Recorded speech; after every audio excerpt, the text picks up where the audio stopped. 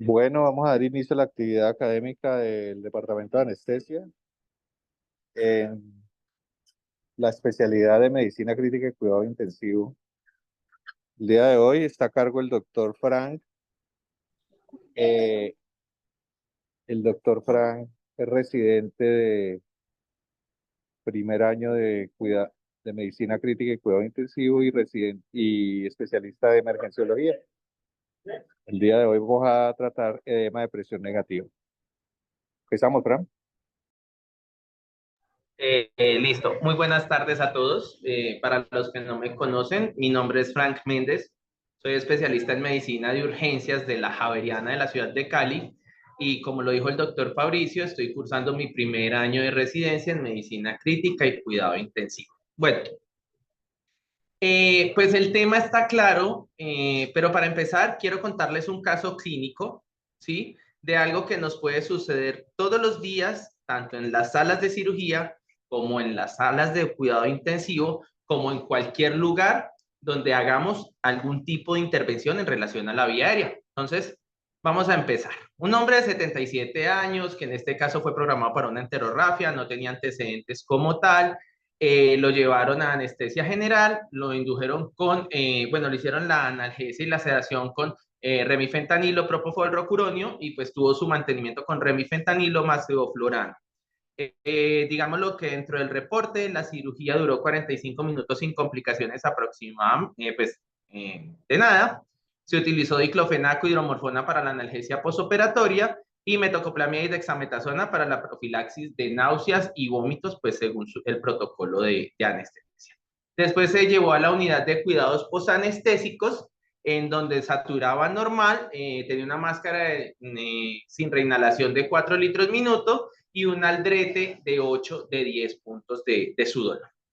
Posteriormente a esto, pues él empezó a hacer una disnea, dificultad respiratoria, le hicieron un electrocardiograma, el cual fue negativo, con troponinas negativas, descartaron un evento coronario agudo, le sospecharon un edema agudo de pulmón y le hicieron manejo inmediato con terapia diurética, más vasodilatador endovenoso y midazolam más fentanilo para sedación. 15 minutos después le suspendieron la nitroglicerina porque pues se pasó al otro lado de la hipertensión a la hipotensión, tenía una radiografía de tórax que en este caso fue negativa y pues unos gases arteriales como los aprecian ahí, con una PAFI comprometida, con una PC2 elevada, una PA2 ahí sobre el límite en 64, un bicarbonato en 25 con una base exceso de menos 1.6. Entonces, hasta ahí, pues uno dice, listo, dentro de los datos de la historia clínica, hizo un edema agudo de pulmón, ¿cierto? Pare de contar. ¿Alguien, un minuto de opinión, tiene algo diferente que aportar a esta historia? Un paciente que se trasladó de posoperatorios, posterior a esto presentó disnea y hizo una clínica de un edema agudo de pulmón sin ningún otro hallazgo diferente aparte de los de la gasimetría y una radiografía que se contempló como normal. ¿Listo? Entonces, si no hay opiniones, igual más adelante vamos a terminar de desenlazar el cuadro clínico, pues vamos a seguir con la charla. El tema que les traje hoy, de hecho, es edema agudo de pulmón y ojo la premisa, depresión negativa. Nosotros, tanto en la unidad de cuidados intensivos como en las salas de anestesia, inclusive en el servicio de urgencias, estamos acostumbrados a ver los edemas agudos de pulmón, a darles un manejo genérico, pero pues hoy vamos a darnos cuenta que de hecho existen manejos multimodales para pues, tratar un edema agudo de pulmón dependiendo de la causa inclusive, y que realmente en relación con la evidencia pues vamos a ver que a nivel cardiogénico hay bastante evidencia, hay una guía de práctica clínica que es clarísima, hay guías de presión, de ventilación por presión positiva, pero cuando vamos a hablar directamente sobre PPP o ventilación por presión positiva en el contexto del edema agudo de pulmón posobstructivo de presión negativa, la cosa tiembla y lo vamos a ver como tal. Este es el contenido general de la charla, una introducción, vamos a hablar de edema de pulmón en general, vamos a hablar de la fisiopatología del mismo, vamos a definir lo que es edema de presión negativo posobstructivo, vamos a hablar de datos tanto históricos como de epidemiología, la fisiopatología, la presentación clínica, su diagnóstico, el tratamiento en qué se basa realmente y pues terminaremos con los mensajes para llevar a casa. Dentro del contexto general del edema agudo de pulmón, pues es la presencia de líquido en un espacio extravascular. Normalmente, cuando este sobrepasa más de 500 cc fuera del intersticio, fuera del espacio capilar, y pues es superior a la capacidad fisiológica del pulmón, pues obviamente alcanza la reverberancia clínica cuando se duplica y pues muestra el patrón congestivo, obviamente con la franja clínica que la vamos a ver más adelante. Para entenderlo, toca entender qué son las fuerzas de Starling, perdón, y pues obviamente todo esto se basa a través del movimiento de los fluidos. Vamos a ver más adelante mucho más desglosada la fórmula como tal, pero es un equilibrio entre las fuerzas hidrostáticas y oncóticas del capilar contra las fuerzas hidrostáticas y oncóticas a nivel del intersticio, ¿sí? Estas fuerzas pues obviamente condicionan un fenómeno de un movimiento pasivo de flujos, pues dependiendo de las fuerzas y las presiones como tal, pero también van a depender de la permeabilidad de membrana en la cual estos líquidos se están distribuyendo de manera equitativa y de acuerdo a las presiones que manejan como tal, dado que pues esto se genera que cuando hay cambios o anormalidades, un movimiento anómalo de estos flujos y eso es lo que conduce a que se llenen los espacios, se generen los terceros espacios o se llene de líquido y en este caso en el pulmón se genere el edema agudo de pulmón. Este punto es muy clave porque pues, otros mecanismos de protección lo constituyen la presencia de presiones negativas en la fase inspiratoria. Y esto es clave porque de aquí se desenreda lo que es la fisiopatología del edema de presión negativa. Adicionalmente, pues obviamente por el movimiento de flujos y de líquidos, se genera un equilibrio entre las presiones endocapilares y las presiones intersticiales, tratando de llevar a una presión, de acuerdo a las fuerzas de Starling, más o menos entre 10, 11 milímetros de mercurio, pues obviamente haciendo un cálculo de la ecuación, que esto sería dentro de los valores normales. Adicionalmente, pues después del equilibrio de las fuerzas físicas, también interactúan los canales y las bombas de movimientos de flujo, que es la otra característica o el componente activo del equilibrio del componente hidroestático de los líquidos, tanto a nivel intersticial como pues, al nivel endovascular o al nivel capilar en este contexto. Ya sabemos que es un proceso activo en donde se genera la reabsorción y la redistribución de los líquidos. Se trata de un transporte mediado principalmente por sodio, dado pues que a todos nos enseñaron que sodio arrastra agua, inclusive sodio arrastra agua y glucosa, pero pues en el contexto de los canales de transporte están mediados principalmente por sodio, tienen lugar principalmente en el caso del pulmón las células epiteliales tipo 2, pues que cuyas membranas plasmáticas están dotadas de este tipo de canales y son mediados por bombas de sodio-potasio TPasa, principalmente en las porciones vasolaterales como a dato fisiológico, y estas se encargan de generar, pues obviamente, el contragradiente para poder generar el equilibrio cuando hay un cambio dinámico entre el equilibrio hidroestático y oncótico a nivel del sistema pulmonar. Esto sigue siendo en general, ¿sí? Porque pues es lo que explica el movimiento de los líquidos en estos espacios. Ahora, el edema agudo de pulmón, ¿sí?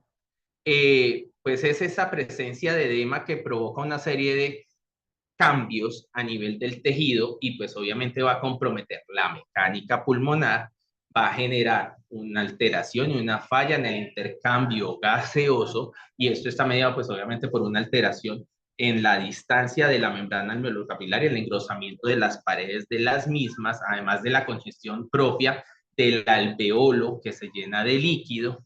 Y esto va a generar, pues, obviamente unas complicaciones a nivel propias de la relación presión-volumen y de las curvas pulmonares, generando unos cambios a nivel de la complacencia propia del pulmón.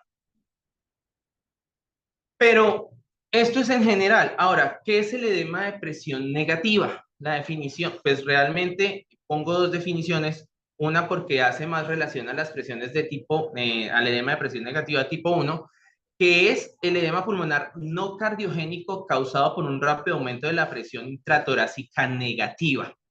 Puede ocurrir principalmente debido a una obstrucción aguda o crónica, inclusive de las vías respiratorias superiores, que puede provocar hipoxemia potencialmente mortal.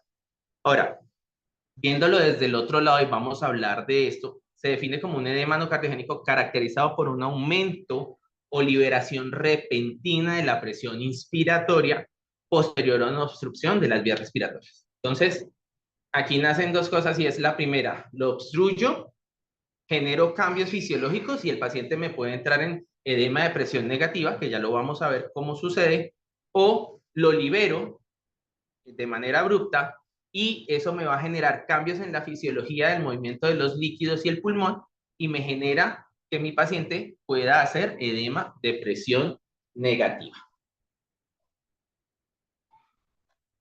Dentro de la historia en general, ¿sí? Digamos lo que la primera vez que se menciona esto es una publicación muy bonita porque habla de la historia de esto.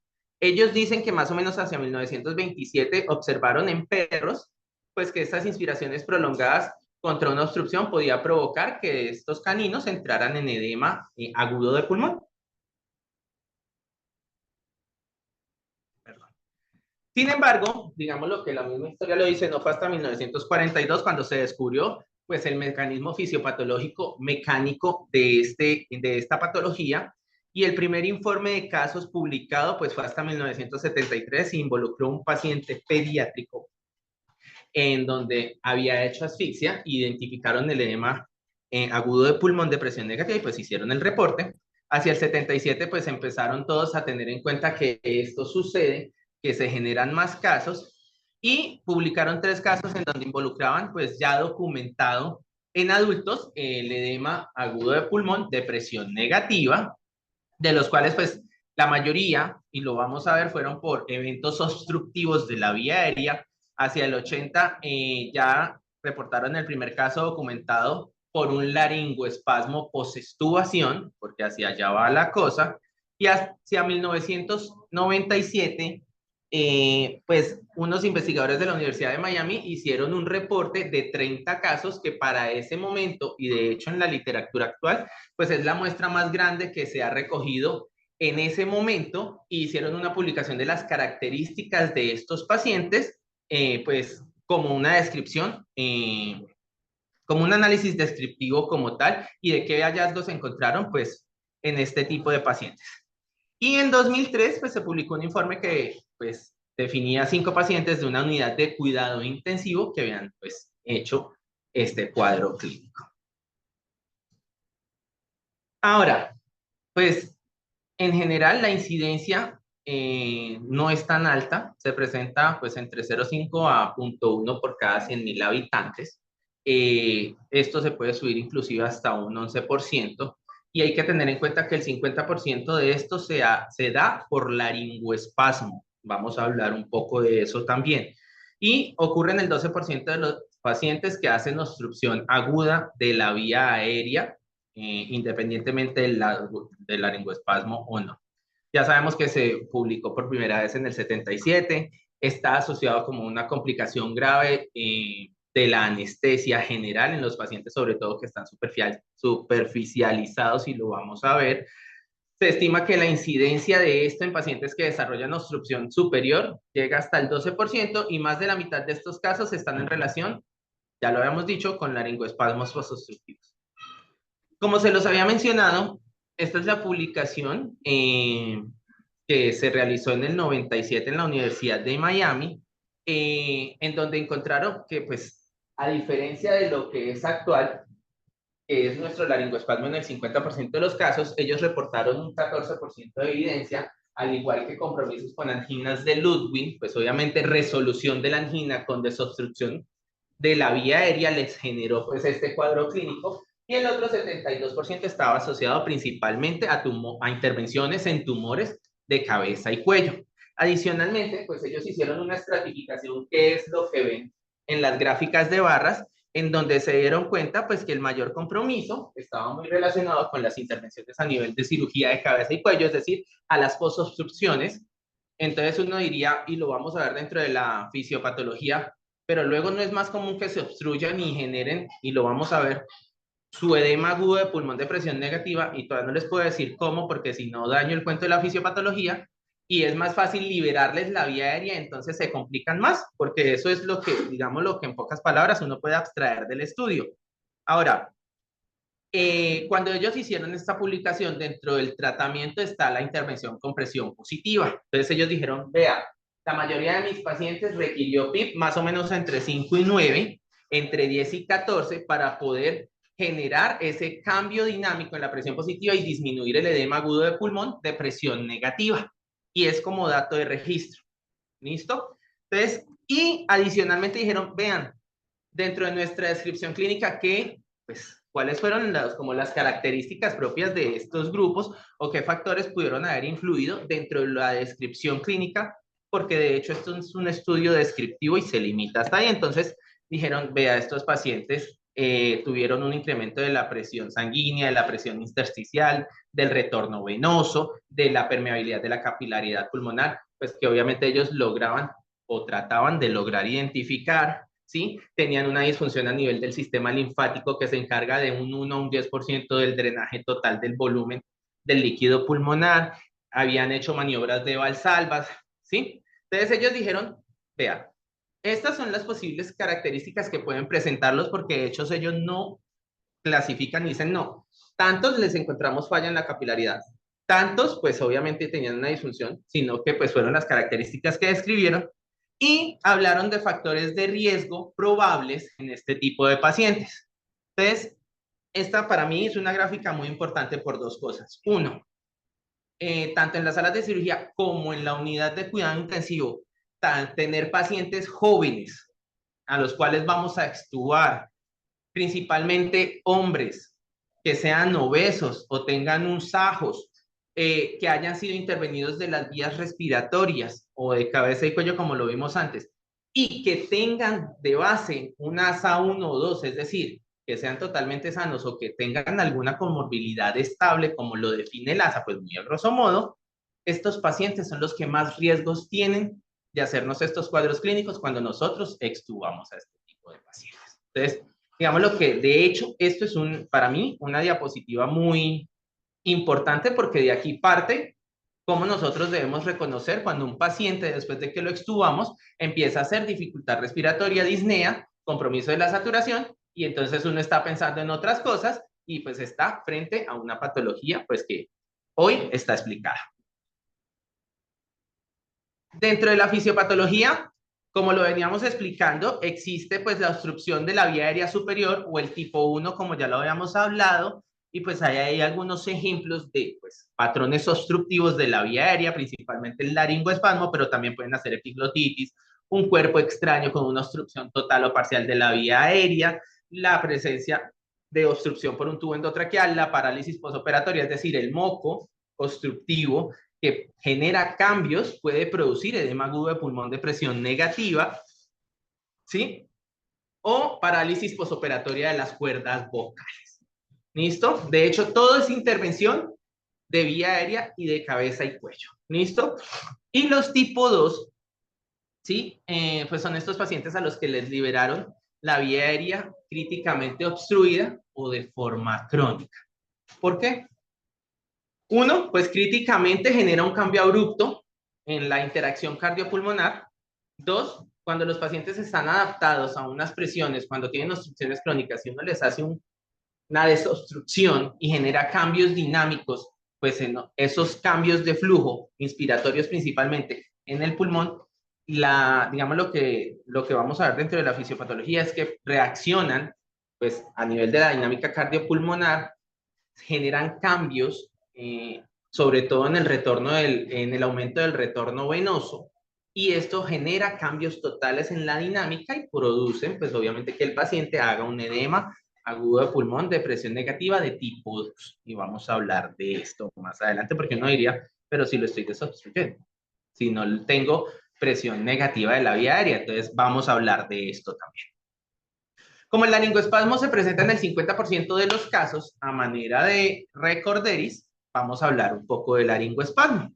Entonces, es un cierre reflejo de la vía aérea superior que sirve como mecanismo protector para prevenir la contaminación y o aspiración de las vías aéreas. Van a ver dos dibujitos, van a ver unas cuerdas vocales abiertas por donde se supone que pasa un flujo normal de aire, van a ver unas cuerdas cerradas, pero las dos fotografías que están al lado y lado, la que está a mi izquierda, que es la de las cuerdas vocales parcialmente cerradas, se considera un cierre de cuerdas vocales, sino que no es un cierre total y también tienen riesgo de hacer edema de presión negativa, ¿sí? Que se conoce como el sistema de cierre de cuerdas, es decir, el sistema de cierre completo de las cuerdas vocales. O la otra posibilidad que puede suceder, y es la teoría del balón rotatorio, que lo mencionaban así en la literatura, es que las cuerdas falsas y el tejido circundante, sobre todo en estos pacientes con aumentos voluminosos del tejido circundante, cuerda vocal, puede generar un giro y una obstrucción total, que es lo que van a ver en este punto, en donde las cuerdas falsas ocluyen las cuerdas verdaderas y generan una obstrucción total de la vía aérea. Esto se debe principalmente a dos cosas. No, de hecho, hacen esto. Se les llama como si el balón girara hacia adentro. Es la causa más frecuente, ya lo sabemos, porque pues interviene la musculatura cricofaringea y la musculatura que controla las cuerdas vocales, y los efectos persistentes de los anestésicos, los bloqueantes neuromusculares y los opioides pueden contribuir a la pérdida del tono faríngeo del paciente. Y esto es algo muy importante porque de hecho parte de cómo se debe tratar el laringoespasmo podría ayudarnos a tratar el edema agudo de pulmón de presión negativa, cosa que no es pues el orbe de esta charla, pero traje algunos tipsitos dentro del manejo, porque de hecho tratar el laringoespasmo es tratar al paciente que está haciendo edema agudo de pulmón de presión negativa. Obviamente es un reflejo protector, intervienen principalmente el músculo tiroaritenoideo, cricoaritenoideo lateral y el cricotiroideo, todos supraglóticos inervados por el nervio laríngeo superior. De hecho, por encima de las cuerdas va el superior, por debajo va el recurrente, pero pues obviamente la irritación o actividad aferente de la vía aérea superior por el laringio o la vía aérea infraglótica, un estímulo de esto puede generar una respuesta diferente con un cierre de las cuerdas vocales por estímulo mixto, mediados pues obviamente por el componente mixto del neumogástrico, que es el que libera las ramas del laringio superior y pues obviamente la rama del laringio recurrente. Y pues esto puede generar los cambios dinámicos principalmente de las cuerdas y generar el efecto de cierre sostenido, y pues ahí es donde nosotros también podemos hacer ciertas intervenciones para tratar de ayudar a que disminuya el laringoespasmo mientras se pasa el efecto propio del reflejo, que es el reflejo de cierre de cuerdas vocales. ¿Listo? Entonces, ya propiamente dentro de la fisiopatología del edema agudo de pulmón, de presión negativa, vamos a tener en cuenta pues que existen teorías que explican la patogénesis, que es principalmente el desequilibrio. Perdón, se está escuchando un micrófono abierto. Existen al menos dos, y una es el desequilibrio hidrostático y el estrés mecánico, y la segunda pues es el mecanismo que genera un cambio en la transmisión de la presión negativa de la vía aérea, una modificación de la presión transpulmonar. ¿Listo? Y pues obviamente esto va a conllevar y a generar cambios dinámicos propios de la vía aérea. Ahora, a manera de explicación fisiológica, ¿sí?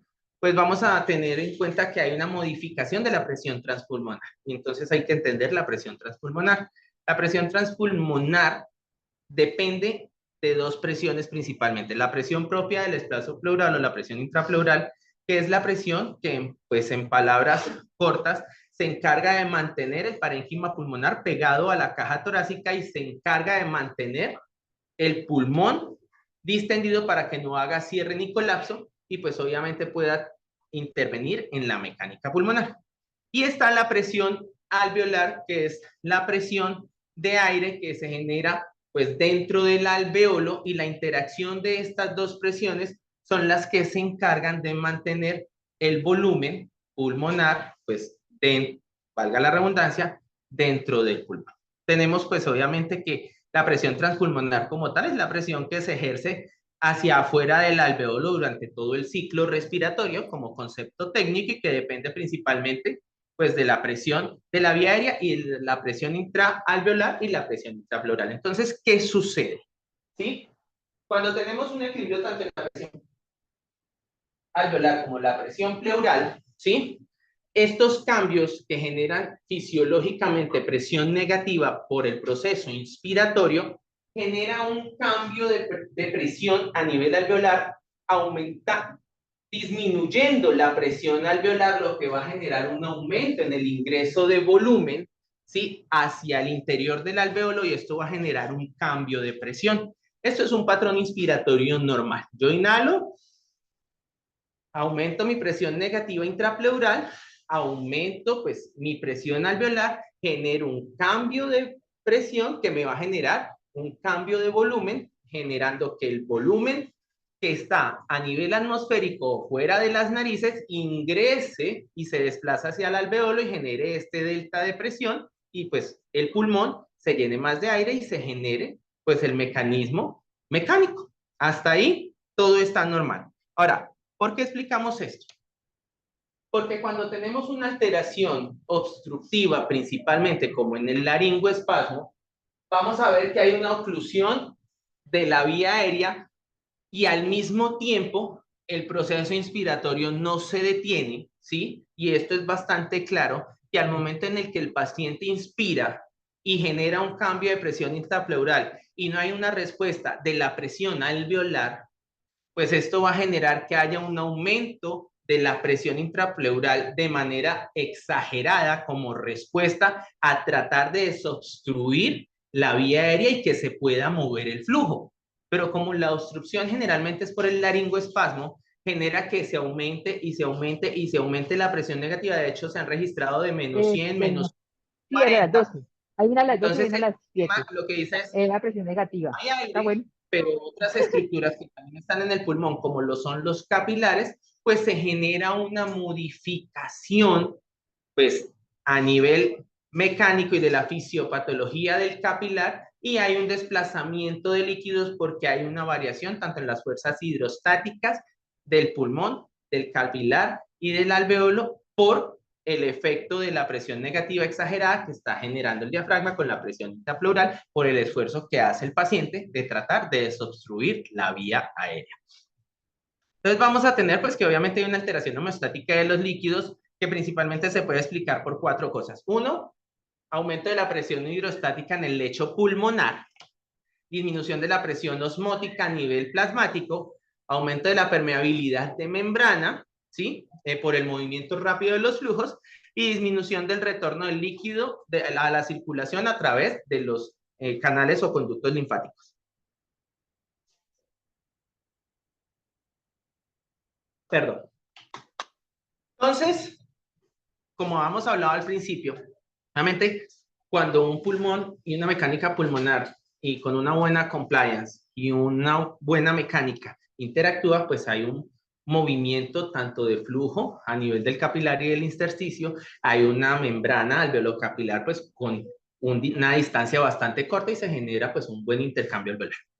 Pero cuando se genera el cambio abrupto de la presión negativa, pues van a generar los cambios propiamente dichos, como pues los mencioné anteriormente, en donde va a haber un desplazamiento desde el capilar a través del intersticio hacia el espacio alveolar, ¿sí? Porque la presión negativa lo que va a hacer es tratar de compensar, como no tengo flujo o volumen aéreo para compensar la presión, lo que hago es coger las estructuras adyacentes y llenarlas con ese volumen, tratando de ocupar espacio, lo que vuelve patológica la situación en el paciente y pues genera el edema agudo de pulmón de presión negativa. ¿Listo? Y pues obviamente, hablando propiamente de la fórmula, vamos a depender, y ya lo hemos mencionado, de la permeabilidad de la membrana, que en este caso es la permeabilidad del capilar y de la pared pues alveolar o de la membrana alveolocapilar. Va a depender de la presión hidrostática a nivel de la microvasculatura, de la presión hidrostática del intersticio, que generalmente es cero a nivel de presiones, la presión osmótica de las proteínas, pues obviamente a nivel del plasma, y la presión oncótica del intersticio vascular. Obviamente, dependiendo del tipo de edema, las presiones explicadas por Starling definen pues que el edema tipo mixedema se va a generar por cambios oncóticos a nivel del intersticio, que el edema agudo de pulmón cardiogénico se va a generar por los movimientos de volumen pues por el ventrículo, pero en este caso es la presión negativa intrapleural aumentada la que genera que se desplace el volumen hacia el alveolo, lo cual termina explicándose de esta forma. La obstrucción de la vía aérea superior o el laringoespasmo genera una hipoxia. Sabemos por qué, porque hay una congestión. Genera, pues, una inspiración contra la glotis cerrada, lo que al mismo tiempo, pues, produce un incremento de la presión negativa intratorácica, vasoconstricción pulmonar arterial, incremento de la presión pulmonar, de la presión capilar pulmonar por el daño que se genera, pues obviamente por ese paso abrupto del volumen, incremento de la presión pulmonar arterial, incremento de la permeabilidad, fuga hacia el alveolo, transudación y edema. Entonces, eso es lo que explica la fisiopatología en este contexto. Entonces, a nivel grande, ¿qué pasa? Hay una obstrucción aguda de la vía aérea, lo cual genera los cambios abruptos de la presión negativa, genera grandes inspiraciones sin flujo de volumen, lo cual al mismo tiempo dentro de la dinámica cardiopulmonar aumenta el retorno venoso, lo cual, pues, como lo van a ver ahí, disminuye, pues, obviamente, la presión intratorácica, lo que aumenta el volumen de flujo o de sangre a nivel de la circulación pulmonar, aumenta la presión hidrostática y pues esto al mismo tiempo con el aumento de la presión negativa exagerada genera una transudación, que es lo que hemos venido hablando. Muy diferente, pero al mismo tiempo entendible, cuando nosotros tenemos un alivio repentino o una desobstrucción repentina de un paciente que viene con una obstrucción crónica y le destapamos la vía aérea. Cuando hacemos esto, la inspiración per se aumenta el retorno venoso. Y si yo tengo un paciente que está compensado, ¿sí? Y pues con las pequeñas inspiraciones que hace, pues hablando en la capacidad de flujo, pues por la obstrucción parcial o casi total que tienen los pacientes, cuando yo quito esto, la inspiración me aumenta ese retorno y pues termina en la misma secuencia en donde pues obviamente hay trata de compensar la presión intratorácica, hay un aumento en el volumen vascular pulmonar, hay un aumento en la presión hidrostática y esto es lo que genera que haya un edema agudo de pulmón considerado de presión negativa tipo 2. ¿Listo? Dentro de la clínica, yo creo que es claro, es la clínica de un paciente con edema. Entonces, pero con las características clínicas que mencionamos al principio dentro del estudio, ¿sí? Intervenciones de vía aérea, pacientes jóvenes, masculinos, ASA1, ¿listo? Pero pueden presentarse de manera súbita, tener intolerancia a sal de cúbito, generarse pues agitación, disnea, esfuerzos inspiratorios aumentados, uso de musculatura accesoria, inclusive disociación tóraco-abdominal, hipoxemia, taquicardia refleja y respuesta, taquipnea, auscultación de crépitos porque pues está congestivo, inclusive pues esputo rosado característico de los edemas agudos de pulmón. ¿Listo? Y pues si tomamos una radiografía de tórax, pues vamos a tener infiltrados. Ahora, hay un dato, nosotros siempre vemos el infiltrado sistémico del parénquima, pero en estos pacientes, si hacemos un abordaje inicial como el cuadro es súbito, rápido y en las primeras 24 horas, a este paciente le podemos encontrar el edema en alas de mariposa porque son los estadios iniciales del edema agudo de pulmón. Entonces, un paciente hombre, joven, posintervenido de vía aérea, con una placa, con una mariposa y recién extubado, ahí está el diagnóstico. Y claro está, el diagnóstico sí o sí se hace con historia. ¿Sí? Porque pues es lo que hemos descrito durante toda esta charla. Y pues tenemos la radiografía de tórax, que pues obviamente hace parte de lo solicitado pues en la evaluación, porque siempre pues edema agudo de pulmón, radiografía de tórax, miremos el edema, ¿sí? Y adicionalmente pues hay algunas publicaciones en edema agudo de pulmón en donde la ecografía a la cabecera del paciente, pues aparte de que en ciertas unidades tenemos la disponibilidad de tener el ecógrafo ahí mismo, mientras llega pues el tecnólogo de radiología a hacer la intervención, podemos estar haciendo reconocimiento ecográfico de la congestión pulmonar. Ahora, la auscultación, la examinación del paciente, los factores de riesgo y la historia per se ya me están dando el 80% del diagnóstico. Yo lo que voy a hacer al lado de la cama del paciente es corroborar que mi paciente sí está presentando su cuadro clínico y pues obviamente tengo que darle un manejo temprano porque si no, estos pacientes generalmente terminan intubados con presión positiva y pues ya todo el mundo sabemos lo que acarrea intubar a un paciente, tenerlo sedado y pues iniciar un protocolo de destete ventilatorio. A manera de resumen, pues si usted tiene un paciente con edema agudo de pulmón, ¿sí? Y tiene la clínica de edema agudo de pulmón, pregúntese, primero que todo, ¿es de origen cardiogénico? ¿Tiene cambios dinámicos en los electrocardiogramas? ¿Tiene antecedente de falla cardíaca? ¿Su fracción de eyección está comprometida? ¿Lo sobrecargué en el quirófano o está sobrecargado en la unidad de cuidado intensivo? ¿Sí? Y usted va respondiéndose uno a uno el algoritmo pues de descarte, porque de hecho hacer el diagnóstico de edema de presión negativa o post-obstructivo, lo mencionaban ellos, es de descarte después de que usted repasa en su cabeza todos y dice, no es cardiogénico, no es por sobrecarga, no es por más distribución de líquidos, no es por origen central, no es porque hizo una reacción anafiláctica, porque también puede pasar. Y si usted evidencia una obstrucción de la vía aérea o tiene todos los factores de riesgo, dice edema agudo de pulmón, depresión negativa. ¿Listo? Y a manera de, pues obviamente de detallar, pero no voy a detener en esto, pues ahí están como las diferencias generalizadas entre los diferentes tipos de edema y lo que uno puede observar, preguntar y analizar cuando está frente a un paciente con un edema agudo de pulmón, depresión negativa. ¿Listo? Entonces, pues obviamente vamos a tener pues la interacción, la presencia de un medicamento extraño diferente, el antecedente. Vamos a tener pues que si el paciente o se broncoaspiró porque tiene una mala respuesta neurológica o está sobrecargado, ¿sí? Pero, miren acá. Entonces ellos dicen, vea, tiene un SAJOS como antecedente. Mi paciente tiene riesgo de hacer laringoespasmo, ¿sí?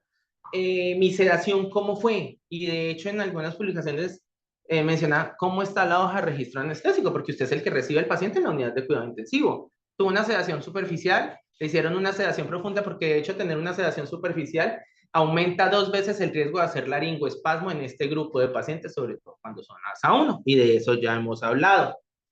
Hay que tener en cuenta que estos pacientes, pues, pueden hacer sibilancias como todos los pacientes que hacen congestión, edema de los bronquios, disminución del diámetro bronquial, movimientos turbulentos del flujo y sibilancia, ¿sí? Que es algo que se presenta en minutos, inclusive hay reportes, pero sobre todo en niños, en donde se presenta desde la sala de quirófano al traslado a la unidad de cuidados posanestésicos y en nuestro caso a la unidad de cuidado intensivo. Realmente no vamos a tener cambios electrocardiográficos, no vamos a tener cambios a nivel de los paraclínicos y vamos a reconocer el edema a nivel de radiografía o pues en este caso también con la ecografía al lado de la cabecera del paciente. Dentro de los diagnósticos diferenciales, pues todo paciente que tenga riesgo de broncoaspirarse o reflujo, inclusive, puede irritar la vía aérea y ese reflujo puede generar un espasmo de las cuerdas vocales y activar el tono reflejo y cerrarlas. ¿Listo? De ahí la importancia de que ciertos pacientes, por no decir la mayoría, deben tener una cabecera a 30 grados para disminuir tanto el reflujo pues, como la broncoaspiración en casos especiales. Obviamente el embolismo pulmonar, la anafilaxia, la falla cardíaca, la sobrecarga hídrica iatrogénica, el edema agudo de pulmón per se de nivel central y pues nos podemos quedar aquí hablando de cuántas y cuántas y cuántas y cuántas hay. ¿Listo? En relación a la ecografía, pues lo que vamos a reconocer, ¿sí? Pues es el patrón de congestión pulmonar. ¿Listo? Dentro de lo que es el blue, de lo que es el point of care, de lo que es, pues obviamente, los protocolos de intervención ecográfica al lado de la cabecera del paciente, pues vamos a ver múltiples líneas B como patrón de congestión pulmonar. Claro está que con la clínica que está presentando el paciente. ¿Listo? Porque todos los edemas van a presentarte un patrón de líneas B. Todos van a estar congestivos o todos van a tener inclusive derrame pleural asociado, pues que obviamente eso te hace y te aumenta la cantidad de cosas que puedes pensar en relación pues a esta patología. Aparece una publicación de la Universidad del Valle, ¿sí? En donde se reportaron 2 casos de 2 pacientes, valga la redundancia, que presentaron edema agudo de pulmón de presión negativa. Ellos dicen pues que en la era de la ultrasonografía, los médicos pues deben empezar a implementar más la ecografía como técnica de trazado, sobre todo en los pacientes con factores de riesgo para edema agudo de pulmón de presión negativa, y pues que informaron 2 casos. ¿Se acuerdan del primer caso que les presenté al principio? El paciente de 77 años que se fue a cirugía, que lo llevaron y hizo edema agudo de pulmón de presión negativa, pues durante el retiro de la mascarilla requirió manejo con ventilación de presión positiva, porque él no pudo mantener la saturación en metas. Se le indicó ventilación no invasiva. Obviamente le hicieron el reconocimiento de la congestión pulmonar, que esta pues es la foto reportada de este paciente, y cuando hicieron la comparación, pues esta era la radiografía que le habían encontrado a este paciente con ese patrón difuso de edema pulmonar. Recibió ventilación mecánica pues en las siguientes 24 horas, y este fue el resultado y el control ecográfico de este paciente, en donde ya no tenía congestión pulmonar y se le dio pues obviamente alta de la unidad a las 24:36 horas. El segundo caso es muy similar, otro de 77 años con enterorafias, las mismas características, lo llevaron, le hicieron un protocolo Blue y Focus, aparte de la clínica que presentaba el paciente, le encontraron sus líneas B, ¿sí?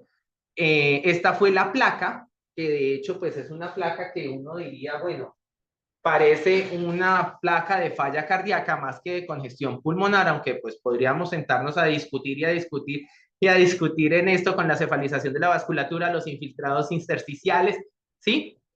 Y el corazón per se, con 77 años, sin que me miren mal en el auditorio, pero pues obviamente se clasificó como un edema agudo de pulmón de presión negativa, y recibió presión positiva también, y el control ecográfico a las 24 horas fue negativo, y también se le pudo dar alta de la unidad a nuestro paciente número 2. Como mensaje grande, la ecografía pulmonar es un instrumento fundamental en el diagnóstico de los síndromes intersticiales y de congestión, con un rendimiento superior inclusive a la radiografía de tórax en este contexto. ¿Listo? Ahora sí. Manejo. Perdón un segundo.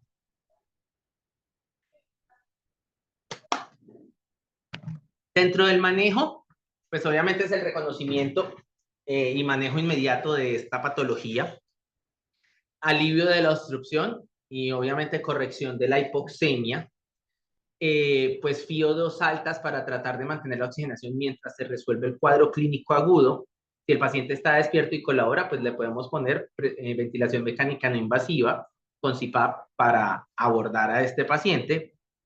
El paciente pues se gana su intubación porque pues hace la falla ventilatoria posoperatoria, intentan intervenirlo de manera temprana como con relajación, con propofol para disminuir el reflejo y relajar las cuerdas, o inclusive utilizan miorelajación o relajantes musculares para liberar las cuerdas vocales pues ante el reconocimiento del cuadro, y no se logra, estos pacientes terminan en ventilación mecánica. Y pues hay que hacerles el tratamiento del edema de presión negativa y posterior a esto iniciarle su protocolo de extubación. Además, pues hay que manejarle las secreciones y pues el manejo conjunto que siempre se ha hecho con terapia respiratoria intensiva. No hay evidencia de diuréticos y pues de hecho puede exacerbar la hipovolemia y la hipoperfusión, porque pues el mecanismo lo sabemos que es por un aumento exagerado de la presión negativa, y pues se puede considerar nitroglicerina. Pero pues estos pacientes, como lo explicamos al principio, pueden saltar rápidamente de un cuadro de estrés a una hipotensión secundaria vasodilatadores endovenosos. Realmente cuando uno busca aquí, ¿sí? Hay evidencia de laringoespasmo, hay evidencia de presión positiva en edema agudo de pulmón, hay evidencia de descongestión, hay evidencia farmacológica de tratamientos para mejorar los edemas agudos de pulmón. Edemas agudos de pulmón. Pero cuando uno busca propiamente en la literatura y dice, vea, edema agudo de pulmón, depresión negativa, todo se limita a reportes de casos, revisión de la literatura y revisiones sistemáticas. Entonces uno dice, bueno, pues franca evidencia como para soportar un tratamiento con diuréticos, esteroides, porque lo vamos a ver, con atropina, con vasodilatadores, pues no están propiamente en esta enfermedad.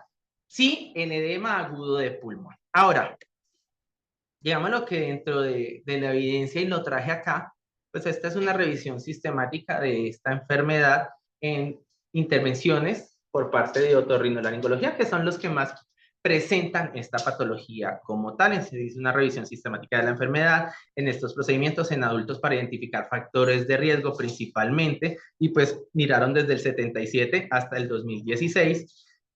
Pues este fue el plan de abordaje metodológico que ellos realizaron, ¿sí? En donde pues se quedaron con 69 estudios principalmente, en donde llama la atención dos cosas. Uno, pues en las unidades de cuidados posanestésicos, en la anestesia e intraoperatorios, es donde pues mayor están reportados, digámoslo, estos casos, pero 18 fueron reportados directamente desde la unidad de cuidado intensivo. Y es lógico, nosotros extubamos pacientes, por no decir todos los días, ¿sí?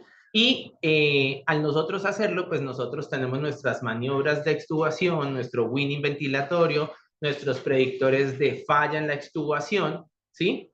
Pero al mismo tiempo, estas características sociodemográficas impactan directamente en otras variables, pues que en este caso, en el edema agudo de pulmón de presión negativa, intervienen de manera directa, que es lo que se ha presentado en la literatura. Ahora, para describirlo, pues obviamente vamos a tener que el 47% de nuestros pacientes no presentaban ninguna comorbilidad, es decir, es un ASA 1. Ah, ya lo sabemos. Desde 1997 ya nos habían dicho que este grupo poblacional tenía mayores riesgos. Ah, mire, es que eran obesos en un 7%, tenían hipertensión en un 6%, tenían pues cáncer a nivel de cabeza y cuello en un 8%, ¿sí? Y pues lo otro que describían inicialmente, pues eran el tipo de anestesia que habían recibido. De hecho, el tipo de anestesia general fue la que mayor predominó, pues porque obviamente son intervenciones de vía aérea superior, entonces tengo que tener a mi paciente pues con una anestesia general y le achantan la culpa porque pues eso está dentro de los reportes de la literatura, pues que usted tiene un paciente que cuando está manejando RAS de -1, está manejando -2 o está cercanos a ceros en las intervenciones, pues la sedación superficial influye mucho en que esta patología se aumente de riesgo o se presente pues en estos pacientes.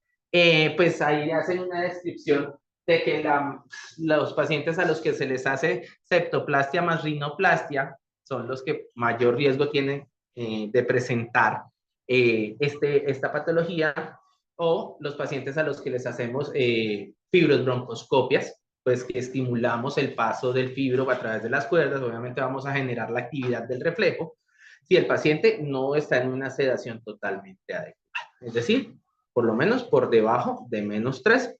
¿Listo? Y pues obviamente hacen una descripción de que estos pacientes que estamos describiendo, el 72% hicieron edema de presión negativa tipo 1.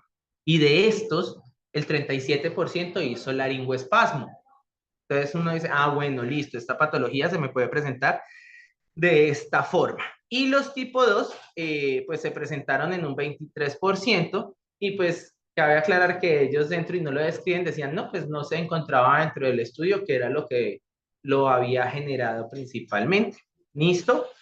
Dentro del examen físico, pues ahí está como las características que de hecho no cambia mucho a lo que sí hemos venido hablando sobre la presentación clínica y cómo hacer el diagnóstico de este grupo de pacientes.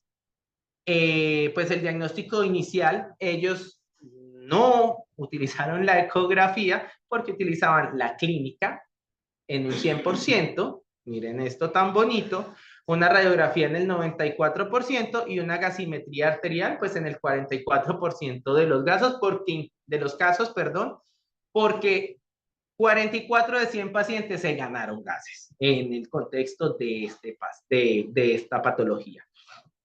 Y pues obviamente otra serie de estudios adicionales, pues que dentro del algoritmo del paciente con edema agudo de pulmón se pueden realizar ecocardiogramas, electrocardiogramas, placas de tórax, ahí no están, pero troponinas, enzimas cardíacas, perdón, ahí están, etc, etc. Y interesante este dato de aquí abajo, diagnósticos de resolución. El 71% de los pacientes, es decir, 62, solo se les hizo seguimiento clínico. Y con eso fue suficiente para decir que el paciente ya no estaba pues, en edema agudo de pulmón de presión negativa. Ahora, a este seguimiento clínico, pues con una ecografía al lado de la cama del paciente, pues obviamente puedo optimizar que mi paciente pues tenga una mejor resolución de su cuadro clínico como tal. Y lo otro son las estrategias de tratamiento que ellos describieron de esas 69 publicaciones. El 63% recibieron terapia diurética, ¿sí? Como dato. Perdón, el 62% recibió presión positiva o ventilación mecánica. El 56% los reintubaron después de su extubación, es decir, falla en la extubación temprana. Suplemento de oxígeno no invasivo lo recibieron en el 51%. El 37% requirieron manejo en la unidad de cuidado intensivo, es decir, no todos terminan acá, ¿sí? Y pues adicionalmente el 22% le utilizaron relajantes neuromusculares, pues ya entenderán por qué van a la UCI algunos, utilizaron en un 18% broncodilatadores, inclusive hay registros de terapia antibiótica, pues porque consideraron, digamos lo que dentro de la descripción no mencionan, porque pues lo que hacen es coger y decir, vea, este utilizó esto, pero cuando uno va y busca, las secreciones anormales y el aumento de las secreciones fue lo que orientó en ese momento a utilizar terapias antibióticas. Manejo con esteroides, ¿sí? O sea, los esteroides, yo creo que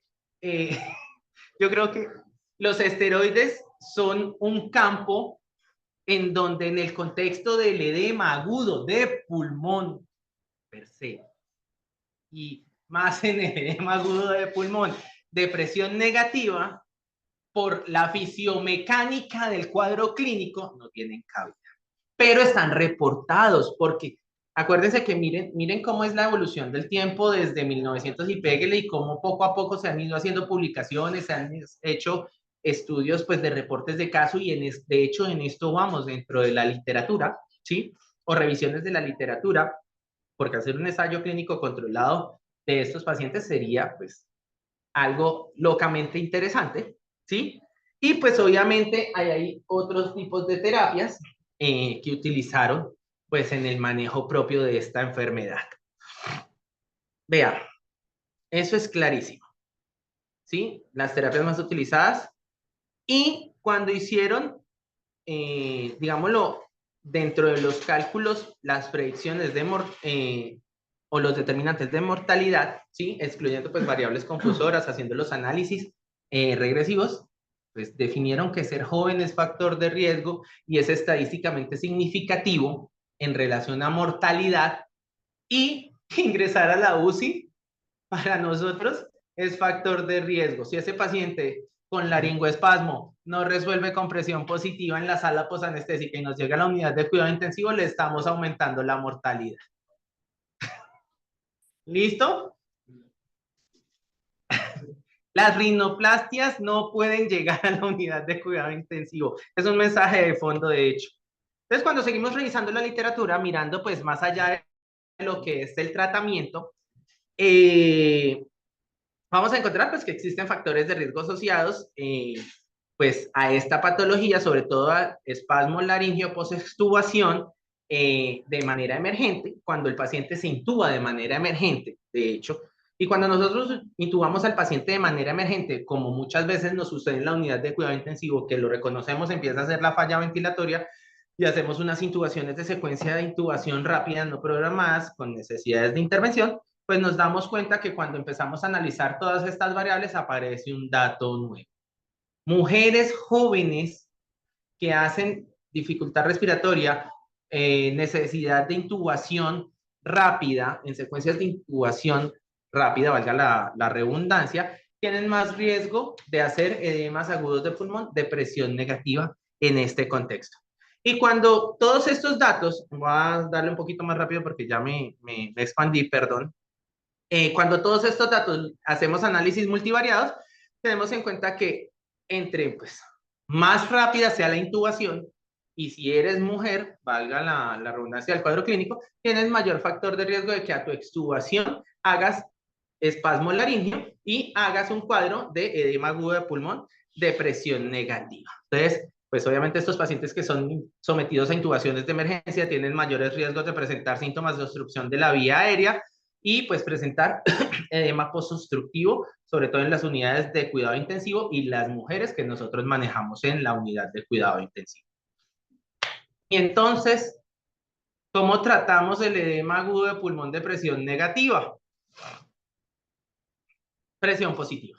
De hecho, y lo vimos, que es lo que más se utiliza, y menciono presión positiva porque existen muchas formas de hacer presión positiva, desde el ventilador mecánico, desde la ventilación mecánica no invasiva, ¿sí? Desde PPI, ¿sí? De inspiración por presión positiva, en donde esto nos puede ayudar a hacer los manejos de este tipo de pacientes, incluyendo, pues, como lo mencionan en el auditorio, las cánulas de alto flujo, ¿sí? Porque de hecho podemos utilizar estas herramientas para tratar a estos pacientes. Ahora, una alternativa, pues, es la respiración no invasiva. De hecho,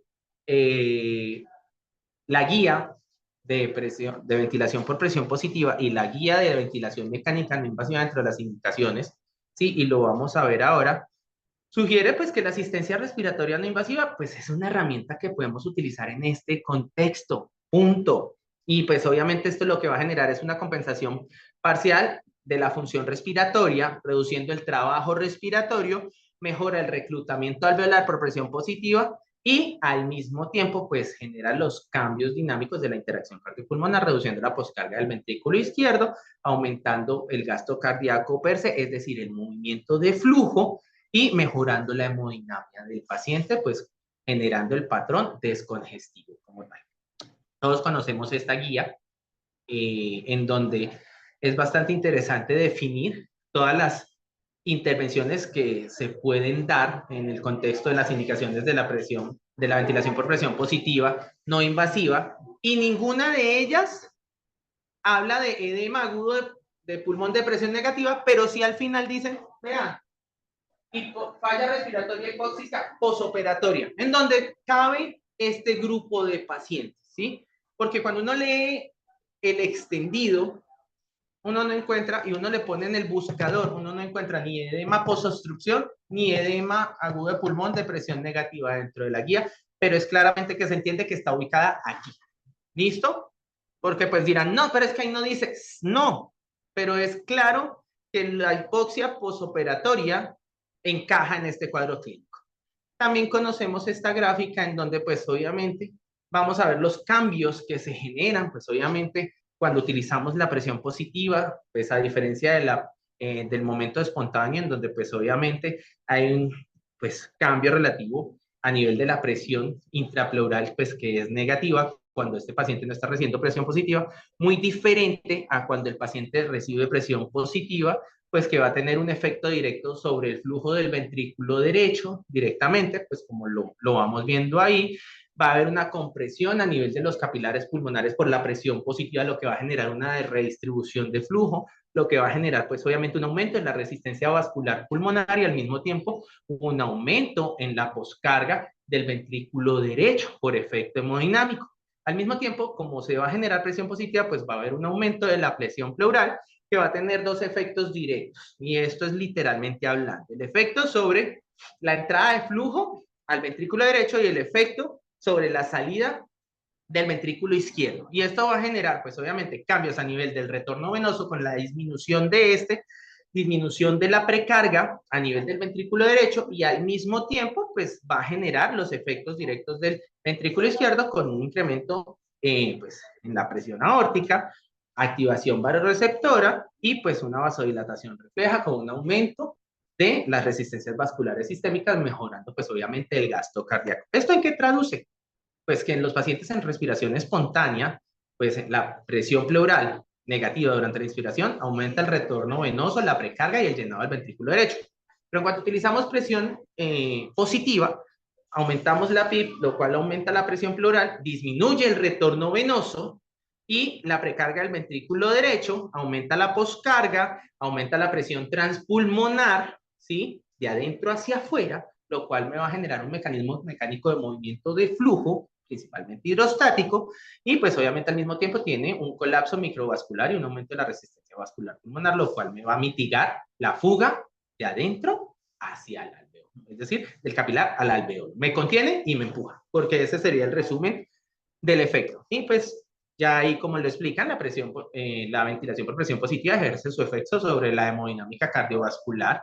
Esta dinámica pues es a través de su efecto de intervención directamente sobre la presión alveolar, que genera cambios en la presión pleural y pues todos los cambios que hemos descrito hasta el momento, y pues obviamente toda la dinámica y la interacción cardiopulmonar, que por orden del tiempo, no por no, pues es lo mismo que estábamos hablando anteriormente. Y cabe aclarar esta esquinita. Cuando nosotros utilizamos presión positiva, aquí en este espacio, decimos, vea, se aumenta el gradiente de presión del tórax a la periferia, y dos, pues el desplazamiento de la fuerza hidrostática que intervino en el edema agudo de pulmón se disminuye y se desplaza la fuerza, lo cual va a descongestionar mi pulmón que está recargado, en pocas palabras. Pues el soporte ventilatorio no invasivo, de hecho, a pesar de que tenemos la guía, de que nos mencionan que en las hipoxias post o perioperatorias, también se ha sugerido que este soporte respiratorio no invasivo es una estrategia eficaz, reduce las tasas de intubación, sobre todo en estos pacientes que los cuadros se resuelven en menos de 24 horas, la duración de la estancia hospitalaria en la unidad de cuidado intensivo, ¿sí? Porque pues digamos lo que la mayoría de la literatura habla de la sala de cuidados postanestésicos, y ahí es donde se hace gran parte del manejo y muchas veces no llegan a la unidad, ¿sí? Y pues la intervención como tal de presión positiva reduce la morbimortalidad en estos pacientes. Adicionalmente, pues el edema agudo de pulmón de presión negativa es una afectación benigna, ¿sí? Pues intervenible, de resolución rápida, de compresión positiva, mejoramos mucho, y que generalmente se resuelve entre 24 y 48 horas, y se debe reconocer tempranamente para poderle dar un tratamiento oportuno y disminuir mortalidad, porque ya lo vimos, y pues obviamente darle egreso temprano a este paciente. Y entonces todo lo otro que mencionamos, que cuando uno revisa dentro de la misma literatura de las pues revisiones sistemáticas de los reportes de caso, ellos dicen usamos. Todo el mundo dice yo hice esto, yo hice esto, yo hice esto, pero cuando uno va a las discusiones de los casos, todo el mundo, y por eso lo traje, se enfoca en presión positiva, ¿sí? Y dicen, sí, el diurético te puede generar el flujo, pero nuestro paciente presentó hipotensión, pero nuestra paciente hizo lesión renal aguda, nuestro paciente no hizo ningún cambio con el esteroide, pero sí con la presión positiva. Todos esos análisis están, pero realmente cuando uno busca evidencia de esto puntualmente en edemas agudos de pulmones de presión negativa, no lo sé, Rick, parece falso. ¿Listo? Entonces, para terminar, ¿sí? La clínica en un 100%, uno. Dos, anticipar una extubación exitosa es una ciencia inexacta, pero predice complicaciones y hoy hemos visto que predecir nos ayuda mucho a dar un manejo oportuno. Que la ecografía al lado de la cama del paciente nos ayuda a orientar. Sí, lo hace, porque estamos viendo la congestión en un cuadro específico clínico y unas características clínicas descritas que hoy hemos aprendido y hemos dicho. Y pues faltan estudios. Yo creo que esa es la conclusión final siempre de todas las exposiciones. No somos ni más ni menos que la suma de aquello que no podemos controlar. Muchas gracias.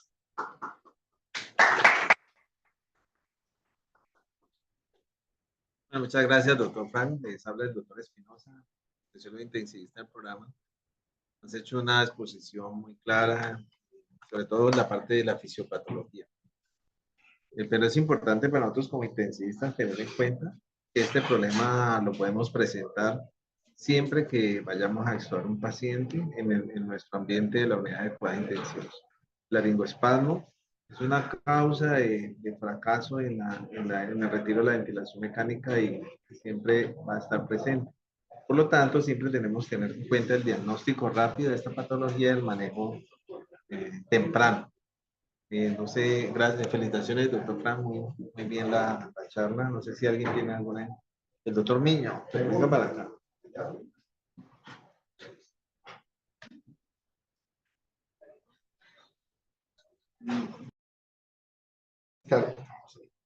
Bueno, buenas tardes. Dos cositas. Un comentario al respecto y tiene que ver es que la fisiopatología de esta condición se parece mucho a la lesión inducida por el paciente. Es igualito. Eso lo aprendimos todos a la mala en el COVID. Por eso es que se parece muchísimo. Por eso los pacientes hacían más estrés, más strain, más trabajo respiratorio, más presión negativa y no solo generaba el cansancio, sino el edema pulmonar, lo que meritaba o lo que nos enseñó a muchos de nosotros a intubar los pacientes de forma temprana. Dos, una pregunta. ¿Qué ha pasado? Bueno, ¿qué ha sabido usted sobre la toracentesis como factor de riesgo para este tipo para este tipo de eventos? Es cierto que una toracentesis puede generar presión negativa y ocasionar el edema posesvacuo. Pues, Doc, yo soy sincero, de lo que revisé, pues, de lo que vi, nadie describe, pues, como tal el efecto de la punción, que la toracentesis genera el cambio de la presión intrapleural y que esto, pues, sea el detonante del edema postobstructivo. De hecho, uno se pone a buscar porque ese es el mayor miedo que uno tiene, hacer la toracentesis y empezar a sacar, digamos, contenido pleural y eso puede ocasionar esas condiciones. Hay estudios donde se han buscado, pero todos son retrospectivos y observacionales, no más de 400 pacientes, de los cuales uno solo pudo generar este edema y son personas que tuvieron drenajes más de 3.000. Entonces, drenajes exagerados, más de 2.000 o más de 3.000, pudiesen generar, pero en la práctica habitual esto es poco probable y no es muy frecuente encontrar este tipo de condiciones. ¿Listo?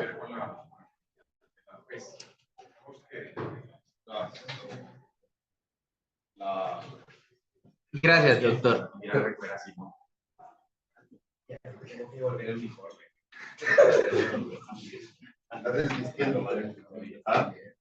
No, digamos que hay por allá, lo puedo decir, estudios viejos, son estudios, la mayoría de mala calidad, entonces lo que hay en el edema pulmonar de presión negativa en los por toracentesis. Lo cierto es que, pues, lo que estaba descrito, y obviamente fisiopatológicamente lo que no puede pensar, es que principalmente se producen en los derrames que son crónicos, o sea, no tanto en las toracentesis de derrames agudos o de colecciones agudas como puede ser neumotórax, puede ser por el estilo, ¿sí? porque obviamente implica el cambio que se ha producido en la circulación crónicamente y que lleva a estos cambios, a que no haya cambios adaptativos asociados a la presencia del derrame, ¿no?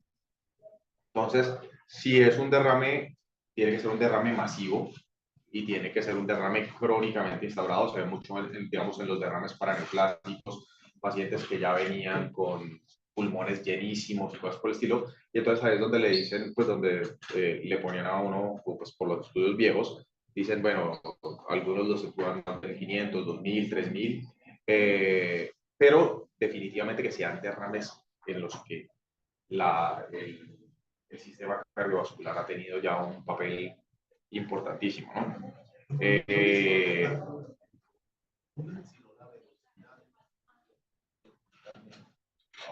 Una cuña estadística, el efecto que produce la presión positiva en el, digamos que hay una cuestión en el cuento de, en una cuestión que en la presión positiva y el empujar el agua para sacar el líquido de los alvéolos, ¿sí?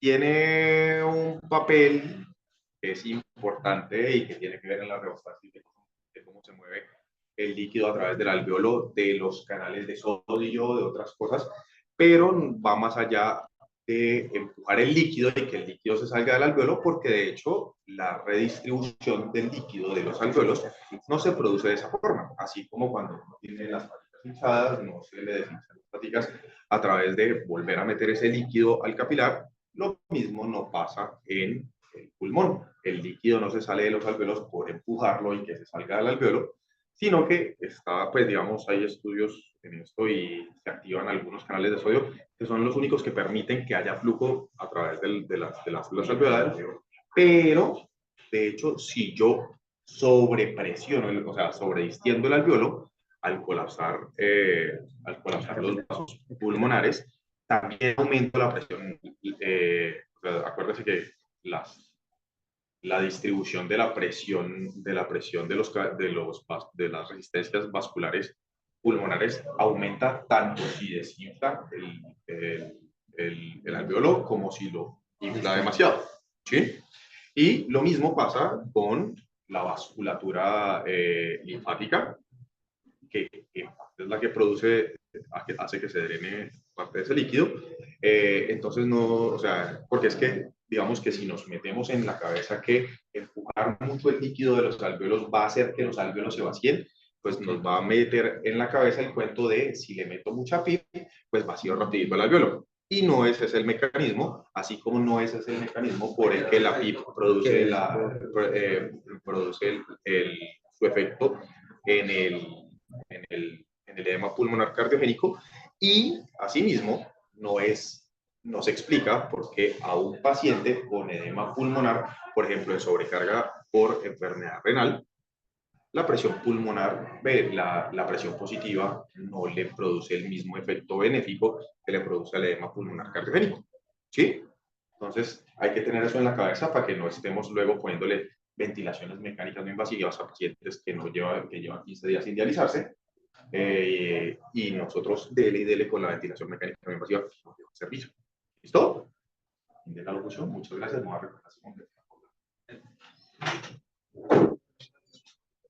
¿Hay alguna otra inquietud? Muy bien, doctor Frank. Muchas gracias a todos.